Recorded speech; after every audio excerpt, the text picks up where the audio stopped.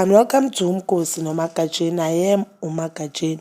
Umkosi wethu namhla abazala bami zitho, it's about Mpumelelo Mseleku. So guys, Mpumelelo Mseleku, but he has been spotted with uQueen Loli. Guys, we all know that Mpumelelo Mseleku noQueen Loli idrama yabo yadonsa kangakanani kwaze kwangena abazali. It went to a point whereby uMusa Mseleku wayenza ivideo wabo athi abiza uQueen Loli ngamagama. But there I really loved how uQueen Loli ayithathe yonke lento le, because all she was saying is khuluma nomntanakho guys, khuluma nomntanakho. And mina I don't see anything wrong uQueen Loli ayenzile ngaphandle ngokuthi ayexpose indaba. But indaba zakhe ngithi indaba zakho uzikhuluma nanoma la ufuna khona. It's not like ukuthi bayakhuluma ngamunye umuntu, bayakhuluma ngendaba zakhe. If she had a relationship noMpumelelo Mseleku ube nayo, and uke washo wathi uMusa Mseleku Junior. The only mistake yena ayenzile ukuthi athi Musa Mseleku, but we do know that uMpumelelo naye igama lakhe uMusa Mseleku. It's just that yena uJunior because ubabakhe uyaphila ngithi. Okay, fine, guys. Now, Ukhuphuka lapho has posted that uMusa Mseleku has unfollowed Vuyokazi because of Mpumelelo will be paying ilobola lakaTerelo before paying for Vuyokazi. Guys, this one is Uthando kuba buhlungu. Guys, ngikhumbule these are all allegations, and izinto basizozibona on season 7 of Uthando Nes'Thembu. Yo guys, I don't wanna lie.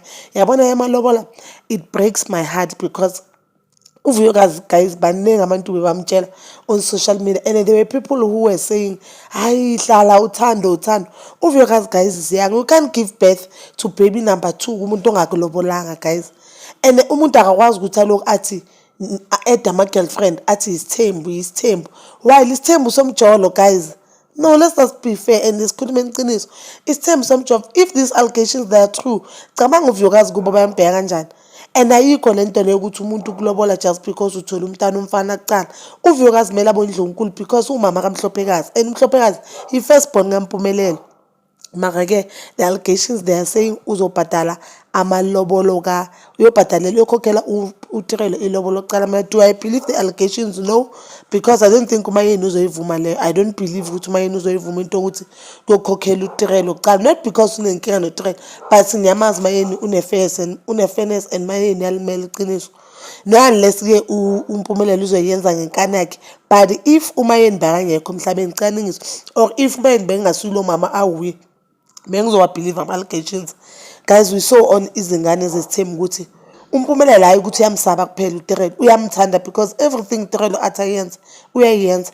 Everything ubekade ngepregnancy kaTerelo, bumbona uVuyokazi nje ukuthi i-second option kaMpumelelo somehow, or uVuyokazi because uphansi uMpumelelo uthatha advantage of that. And then not uMpumelelo phela, even uTerelo. I mean, I usually say, or I normally say, if uthandana nomuntu onomfazi and unesibindi sokudelela umfazi wakhe, that means umuntu okunika right ukuthi udelele umfazi ile ndoda enhlanganisile. Akekho umuntu ongavela adolela umuntu angamazi kanjalo.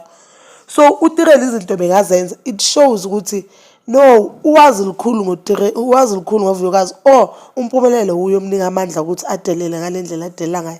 But bazala bamzulu, let's just hope, or let's just pray njengoba sathandaza ukuthi umntana kaVuyokazi kube umfana, ukuthi kucala ukukhokhela uVuyokazi. Guys, just nje ukuthi bayenzele uVuyokazi iqiniso, not uVuyokazi kuphela, nemndeni wakibo uVuyokazi. Guys, I understand. But that is all for today. Please don't forget to like, subscribe, and hit that notification button. Ngithanda ukuya nokubuya.